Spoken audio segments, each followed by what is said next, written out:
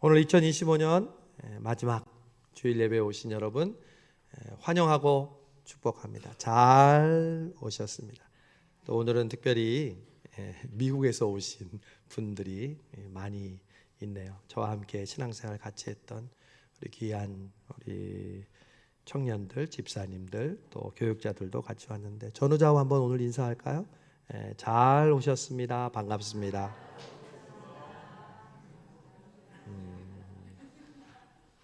우리 지난 성탄절에도 이렇게 꽉 찼는데 이번 3부 예배 때도 이렇게 많은 의원들이 함께 예배 드리게 된 것 하나님께 감사드립니다. 오늘 우리는 2025년 마지막 주일 예배를 드리고 있습니다. 매번 주일 예배가 뜻깊고 귀한 예배지만 오늘은 더더욱 뜻깊은 주일입니다. 한 해를 마무리하면서 또 한 해를 돌아보고 내년에 우리에게 주시는 하나님의 은혜를 기대하는 그런 주일이기 때문에 그렇습니다.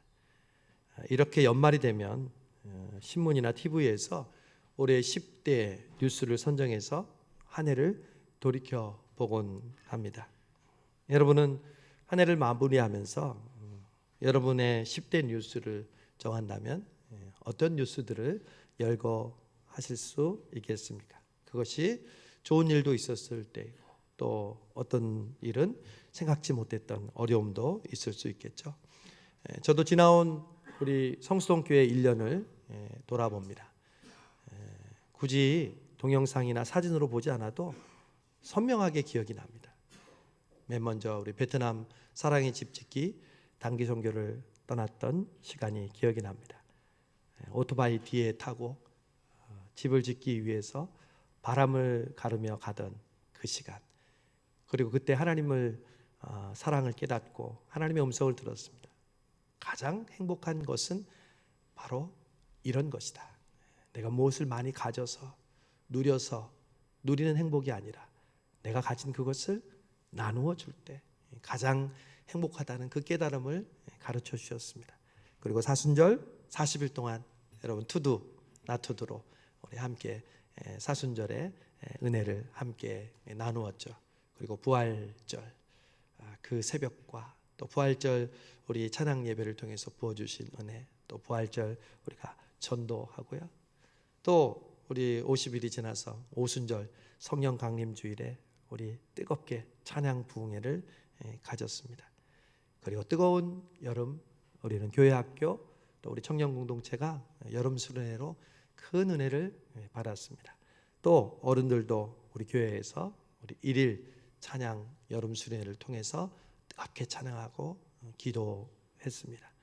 또 한여름에 올해가 너무 더웠는데 우리 박인수 선생님들이 제자들과 함께 우리 클래식 성악 음악회를 이곳에서 성악리에 가졌습니다. 그리고 우리 사랑의 연탄 나눔을 통해서 10월에는 우리가 모은 사랑의 헌금으로 2,000장의 연탄을 우리가 사서 직접 나누는 귀한 은혜를 또한 우리가 경험했습니다. 또 추수감사절 전에 우리 감사 우리 40일 캠페인을 통해서 매일 감사의 제목들을 주님께 올려드리고 추수감사 주일날 감사로 하나님을 영화롭게 했던 그날이 기억이 납니다. 또 바로 얼마 전 지난 목요일 우리 성탄절 예배를 통해서 각 교회 학교와 우리 성가대 우리 청년 공동체가 함께 이 예배당이 꽉 차서 우리 함께 성탄의 기쁨을 나눴던 것 주마등처럼 지나가고 너무 또렷하게 기억이 납니다. 여러분 개인도 기억나는 일들이 있겠죠. 그런데 각자가 다른 기억과 각자가 다른 그런 추억을 갖고 있지만 오늘 마지막 주일 예배를 드리면서 우리 모두가 공통적으로 기억해야 될 것이 있습니다. 이것이 바로 2025년 마지막 주일 예배를 드리는 저와 여러분에게 주시는 하나님의 메시지 음성입니다. 그것은 바로 우리를 향한 하나님의 사랑입니다. 아까 우리가 찬송가 304장을 우리 찬양팀과 함께 불렀죠. 그 찬송가 가사에서 작사자는 이렇게 하나님의 사랑을 노래합니다. 하늘을 두루마리 삼고 바다를 먹물 삼아도 한없는 하나님의 사랑 다 기록할 수 없겠네.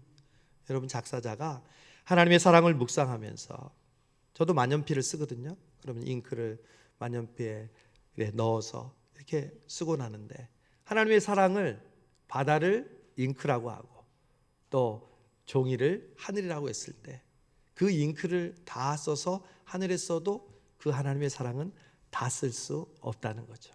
얼마나 크면, 얼마나 많으면, 얼마나 높으면, 그것은 비유가 아니라 사실입니다.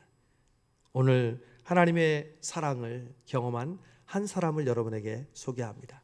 바로 사도 바울입니다.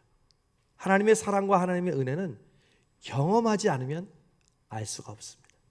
그래서 기독교를 체험의 종교라고 합니다. 예배를 드리는 것이 얼마나 내 영혼과 내 삶 속에 소중한 것인가, 맛보지 않으면 그것을 아무리 강조해도 알 수가 없습니다. 그래서 시편 기자는 여호와의 선하심을 맛보아 알지어다, 이렇게 말하고 있는 거죠. 오늘 그런 하나님의 사랑을 맛보고 경험한 뒤에 그 하나님의 사랑에 대한 확실한 결론을 내린 인물이 바로 바울입니다. 바울은 자신의 그 하나님의 사랑에 대한 선언을 맨 먼저 35절에서 이렇게 얘기합니다. 누가 우리를 그리스도의 사랑에서 끊으리요. 이게 하나님의 사랑을 대하는 첫 번째 우리의 고백입니다. 하나님의 사랑은 누구도 그 무엇도 끊을 수 없다. 사랑, 끊는다, 이 말을 통해서 우리는 알 수 있는 것이 있습니다. 끊을 수 있는 사랑도 있고 끊을 수 없는 사랑도 있다는 것이죠. 예수님을 믿는 사람이나 믿지 않는 사람은 항상 사랑을 추구합니다. 그리고 그 사랑을 감동하고 눈물을 흘리고 납니다. 심지어 동물들의 모성애를 보고도 우리는 눈물을 흘리고 감동을 받습니다. 또 남녀 간의 애틋한 사랑, 그리고 형제 간의, 가족 간의 사랑, 부모와 자녀의 사랑, 그것은 가장 아름답고 숭고한, 우리가 추구하는 사랑의 한 부분이죠. 그러나 그러한 사랑도 끊어질 수 있다는 거죠. 남녀 간의 사랑도, 부부 간의 관계도, 심지어 부모와 자식 간의 관계도 물질 때문에, 이해 관계 때문에 서로의 인연을 끊는 경우가 있다는 것을 우리는 알고 있습니다. 인간의 사랑은 아무리 많은 돈과 명예와 건강과 학식을 소유하고도 끊어질 수밖에 없는 한계가 있습니다. 그러나 결코 끊어지지 않는 사랑이 있습니다. 그 누구도, 그 무엇도 끊을 수 없는 사랑, 그것은 바로 하나님의 사랑인 줄로 믿습니다. 왜냐하면 하나님의 사랑은 결코 흔들리지 않고 변하지 않고 영원한 사랑이기 때문에 그렇습니다. 여러분, 사랑이라는 것은 상대방이 존재해야 됩니다. 나 자신을 사랑하는 것은 이기적인 사랑이죠. 그러나 그것이 연인이든 가족이든 부모님이든 이웃이든 상대방이 있을 때 우리는 사랑의 관계를 형성합니다. 그런데 그 사랑의 관계는 어떻게 이루어집니까? 사랑하는 주체가 있습니다. 내가 그 사람을 사랑해야지, 사랑하고 싶다. 그런데 그 사랑을 또 받는 주체가 있습니다. 그 사랑 받을 만한 사람, 그리고 사랑하는 사람이 있을 때 사랑이 존재하죠. 그러나 하나님의 사랑이 변하지 않는 이유는 뭔지 아십니까? 그 사랑 받는 존재에 따라 하나님의 사랑이 변하지 않는다는 사실입니다. 저와 여러분은 하나님의 사랑을 받는 존재입니다. 하나님은 그 사랑을 주시는 분입니다. 그런데 그 변하지 않는 하나님의 사랑이 받는 우리에 따라 달라진다면 그 사랑은 변할 수밖에 없죠. 여러분, 우리는 하나님께 사랑받을 만해서 하나님이 사랑하고 그 사랑이 변하지 않습니까? 여기 하나님께 사랑받을 만한, 변하지 않는 사랑받을 만한 자격이 있다고 자신할 수 있는 분은 손드시기 바랍니다. 또 손들라. 아무도 없습니다.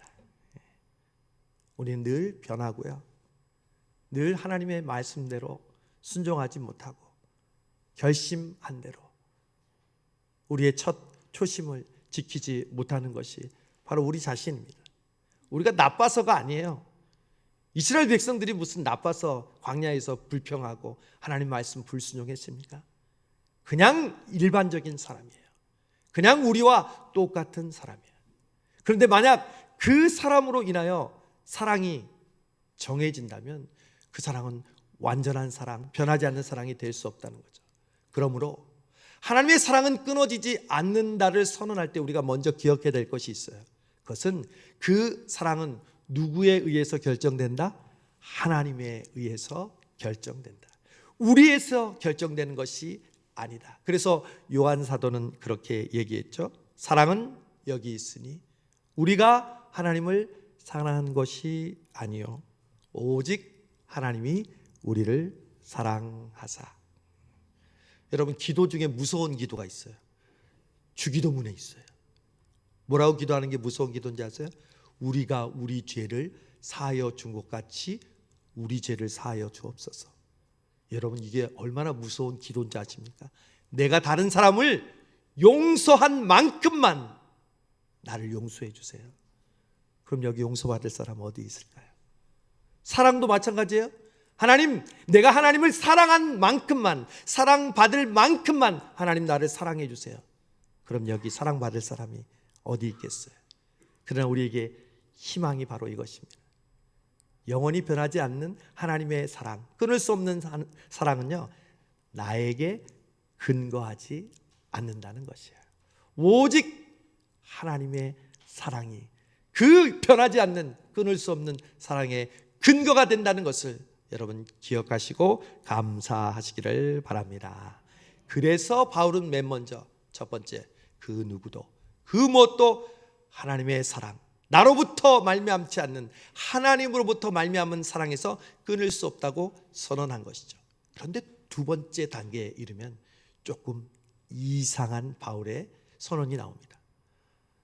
분명히 하나님의 사랑은 끊을 수 없다고 이야기하면 그 다음은 희망적이어야죠.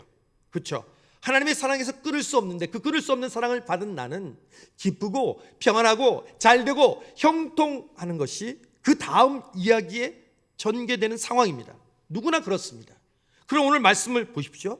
끊을 수 없다고 해놓고 36절에 보니까 우리가 종일 주를 위하여 죽임을 당하게 되며 도살당할 양같이 여김을 받았나이다.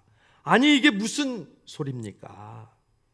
사랑이 끊어지지 않는다고 말할 때는 언제고, 자신의 처지를 지금 도살장에 죽으러 가는 양의 처지라고 이야기합니다. 말이 안 되잖아요. 하나님의 사랑은 끊어지지 않으면 우리는 잘되고 평안하고 잘 먹고 우리에서 누워야 하는 거 아닌가요? 누가 도살장으로 끌려가는 양 같으려고 하나님의 사랑을 받습니까? 그러나 바울은 분명히 하나님의 사랑을 받고 있는 자신의 상황이 도살장으로 끌려가는 양 같다고 이야기합니다. 조금 있으면 자신은 피를 흘리고 칼에 휘둘림으로 온몸이 갈기갈기 찢기게 될 그런 상황입니다. 얼마나 억울하겠습니까? 여러분, 소들도 이제 도축장으로 가면요, 그 소를 팔고 도축장으로 갈 때 소가 안 가려고 그런대요. 소도 안다는 거죠. 눈물을 흘린다는 거죠. 소의 입장에서 생각하면 얼마나 억울해요. 주인을 위해서 평생 동안 일해 왔는데 마지막에 이제 도살장에서 죽으니까. 바울은 지금 자신의 상황이 그렇다는 거예요. 환난과 어려움과 핍박과 배고픔과 헐벗음, 위험이나 칼을 경험했다고 이야기합니다. 여러분, 지난 한 해 동안 우리는 분명 끊을 수 없는 하나님의 사랑으로 여기까지 온 줄로 믿습니다. 그런 지난 한 해 동안의 여러분의 삶은 무조건 평안했습니까? 아무런 고통이 없었습니까? 여러분 원하는 대로 모든 것이 다 이루어졌습니까? 하나님의 사랑은 끊을 수 없다면서요. 아니요. 우리도 바울에게 동의할 수밖에 없는 것이 여전히 하나님의 사랑이 우리에게 끊어지지 않은 사랑이 역사하고 있지만 우리의 삶은 온갖 시련과 역경과 고난을 겪고 이 한 해를 여기까지 왔다는 것입니다. 바울이 얘기했던 굶주림과 질병, 비난과 조롱, 매맞음과 배신, 이거와 똑같지 않아도 우리가 생각지 않았던 크고 작은 육체적인 고통, 물질적인 고통, 영적인 불안함, 관계에서 오는, 그리고 내 소망이 이루어지지 않고 정반대의 상황으로 가서 내 감정이 휘몰아치고 내 뜻대로 되지 않은 그 어려운 상황을 우리는 지난 한 해 동안 맞닥뜨리고 왔다는 것이죠. 여러분, 이게 하나님의 끊을 수 없는 사랑을 받은 자의 현실입니다. 신앙은요, 현실적인 겁니다. 뜬구름 잡는 이야기가 아니에요. 기도원이나 갑자기 무슨 환상을 보면 내 신앙의 문제가 해결되는 게 아니에요. 항상 우리의 발은 땅을 딛고 있어요. 근데 그 현실은 도살장에 끌려가는 양과 같은 우리의 모습이라는 거죠. 혹시 여러분 가운데 이런 고백을 하시고 싶은 분이 있습니까? 어휴, 하나님, 올해는 정말 아닌 것 같습니다. 어떻게 고난이 이렇게 세트로 저에게 옵니까? 힘들어 죽을 뻔했습니다. 왜 그러셨습니까? 저만 사랑하지 않는 것 아닌가요? 남들은 아무렇지도 않게 그런 고통 없이 잘 사는데 올해는 정말 되는 일이 없었던 한 해인 것 같네요. 이런 마음이 조금이라도 있는 분은 오늘 이렇게 바꾸어서 고백하시기를 바랍니다. 하나님, 그래요. 저에게는 많은 어려움이 있었습니다.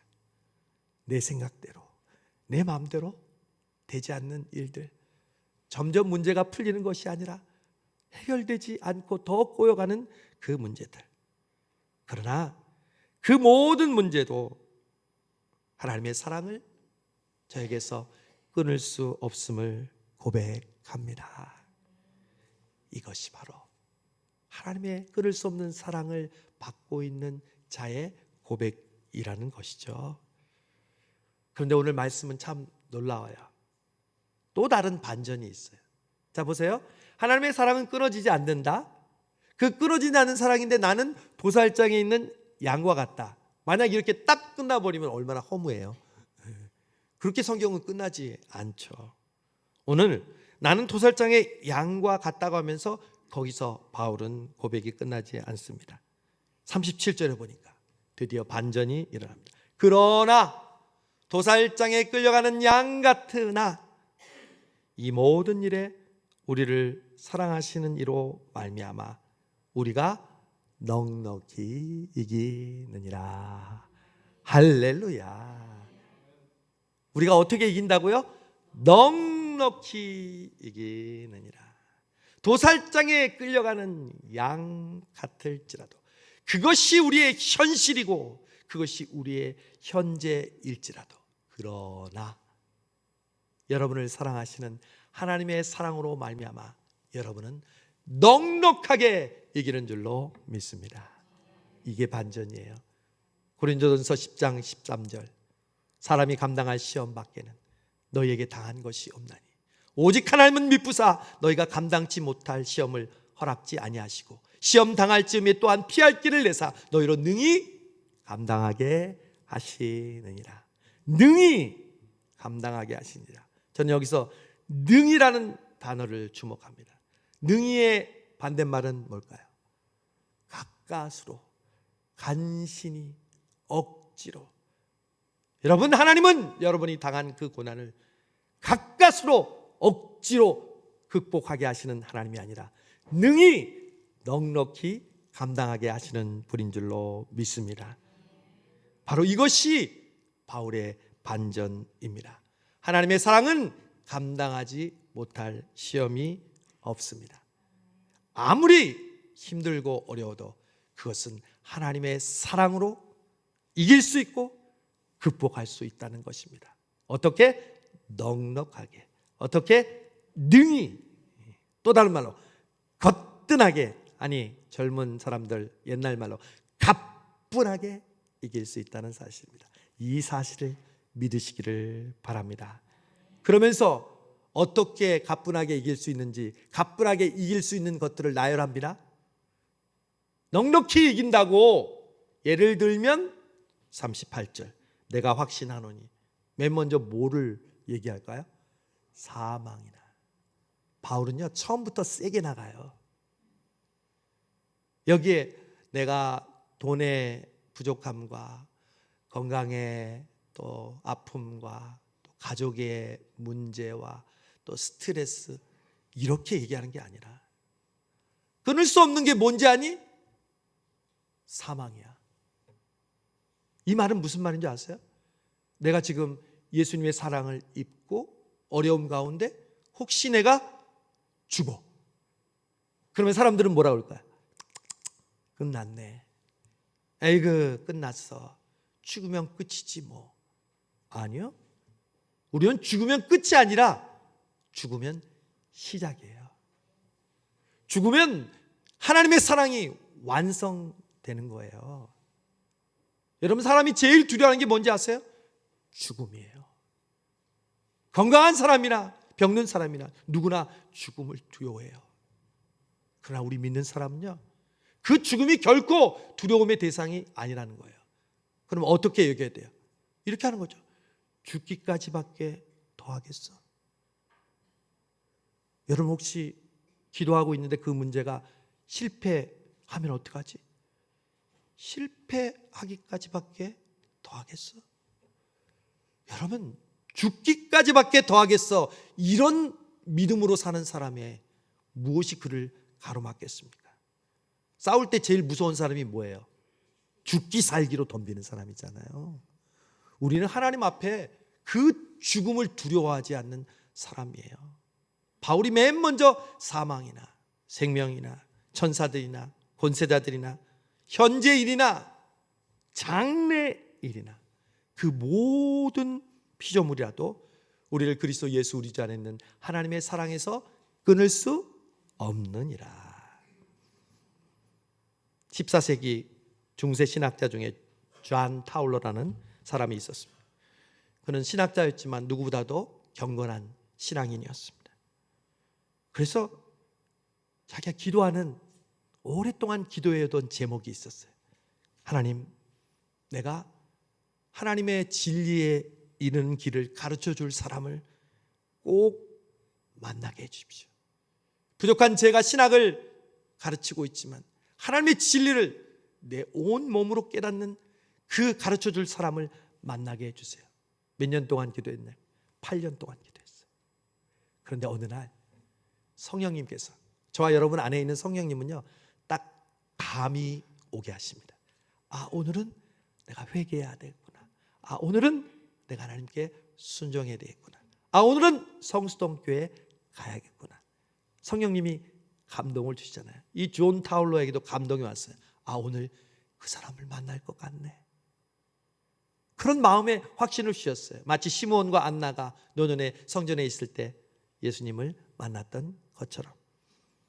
그리고 이제 타울러는 교회 계단으로 내려가 보았습니다.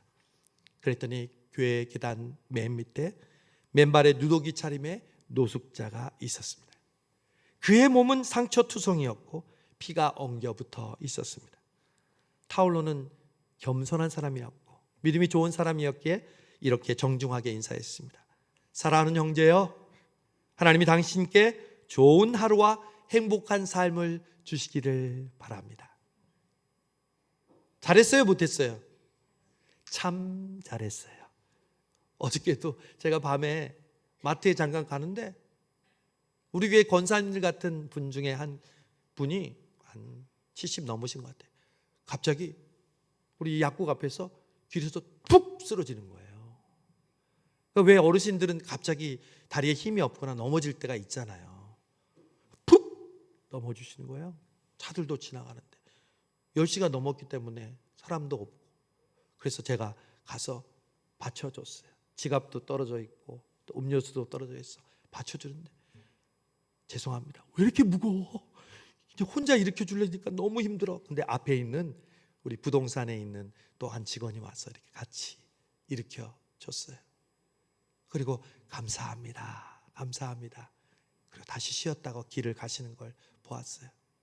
여기는 존 타울러가 바로 그런 마음으로 친절을 베풀어서 나이스한 말을 했겠죠. 그러자 그 노숙자가 이렇게 말했어요. 선생님, 저는 한 번도 나쁜 하루를 보낸 적이 없습니다.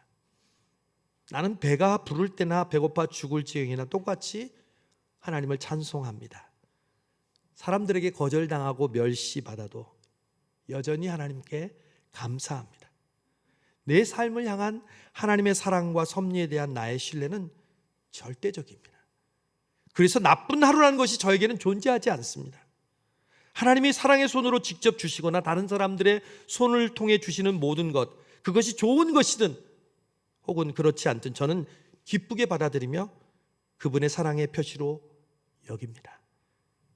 그래서 나는 나쁜 하루를 보낸 기억이 없습니다. 타울러는 무릎을 꿇고 그 노숙자를 안았습니다. 그리고 이렇게 외쳤습니다. 하나님 감사합니다.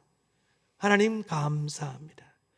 저에게 참 진리를 가르쳐 준 사람을 보내주셔서 감사합니다. 여러분, 우리 주변에 고통을 당하고 있는 사람들을 보십니까? 혹은 장애를 가진, 또 가정의 어려움을 가진 그러한 이웃들을 보십니까? 여러분, 그 사람들을 볼 때 참 안 됐고 참 고생스럽고 힘들겠다고 생각합니까? 제가 미국에 있을 때 특수교육을 했던 한 자매가 그러더라고요. 목사님, 그런 지체들은요, 겉으로는 힘들어 보이고 말하는 것도 움직이는 것도 힘들어 보이지만 사실 그들은 우리보다 훨씬 자유로워요. 우리보다 훨씬 행복해요. 그리고 그들에게는 주님의 천사들이 항상 함께하고 있어요. 그들을 바라보는 눈이 다르다는 것을 저는 깨닫고 배우게 되었습니다. 사랑하는 여러분, 우리의 현실은 어땠습니까? 날마다 불확실한 상황 때문에 고통받고 후회와 불평에 시달리면서 살아오지 않았습니까? 예수를 믿는다고 하면서 교회는 다니고 있지만 과거에 나의 실패, 앞으로 닥칠 고난과 해결될 수 없는 그 문제로 인하여 불안해하고 짜증내고 분노하지는 않았습니까? 그럴 때 믿음은 쉽게 오질 않습니다. 그 바로에 그냥 슬쩍 자연스럽게 신앙의 아웃사이더 주변인이 되기도 합니다. 몸과 마음이 교회와 신앙으로부터 멀어집니다. 이런 신자들에게 가장 좌절을 주는 말이 무엇인지 아십니까?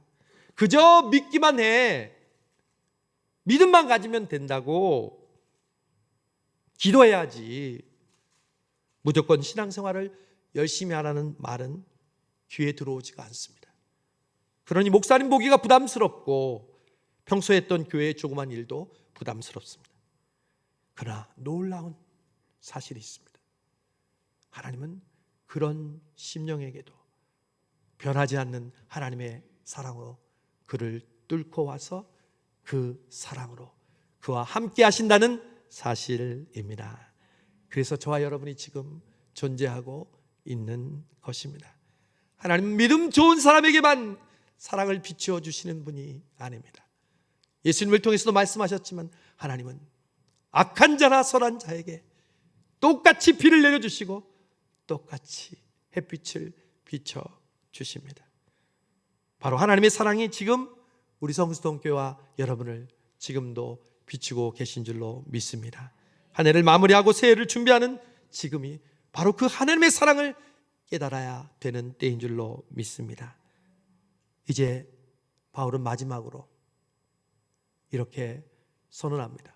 첫 번째, 하나님의 사랑은 끊을 수 없다.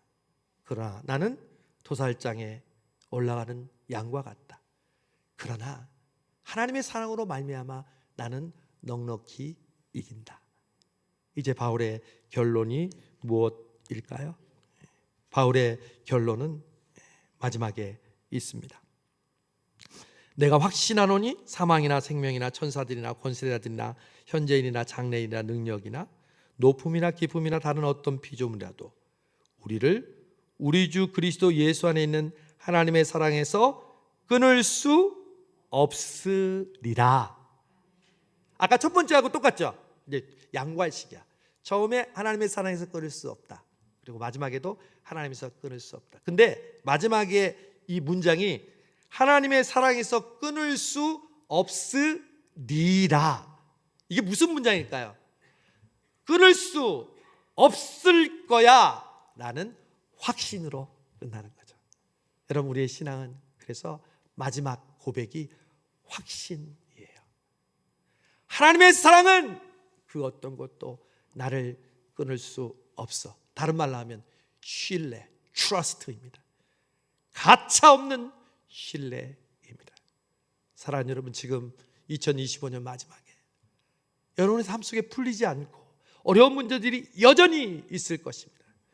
그러나 그 문제를 보면서 우리는 실망하고 좌절하는 것이 아니라 오늘 바울이 마지막 고백했던 것처럼 이 모든 것은 하나님의 사랑에서 끊을 수 없으리라.